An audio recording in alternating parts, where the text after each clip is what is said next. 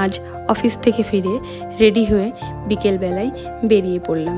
কোথায় যাচ্ছি চলুন দেখাই। গেছিলাম বিদ্যাসাগর মঞ্চ SVF-এ। কেন গেছিলাম এ তো আর বলার প্রশ্নই থাকে না। চলে গেছিলাম ধূমকেতু দেখতে। 15ই আগস্ট ট্রাই করেছিলাম ধূমকেতু দেখার, বাট এত বেশি হাউসফুল ছিল যে আমি কোথাও কোনো সিট পাইনি।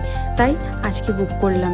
এসে দেখি সিনেমা অলরেডি 15 থেকে 20 মিনিট করে লেটে চলছে ডিউ টু ক্রাউড। এত বেশি হাউসফুল এবং শো শেষ হওয়ার পরে এন্ট্রি আর এক্সিটে লেগে যাচ্ছে প্রচণ্ড টাইম। যাই হোক, এত সুন্দর একটা বাংলা সিনেমা অনেক দিন পর এসছে যে এত হাউসফুল হিসাবে যাচ্ছে। এমন সিনটা আমি দেখেছিলাম লাস্ট পুষ্পা 2 এর সময়। তোমাদের কেমন লাগলো ধূমকেতু দেখে আমাকে জানিও।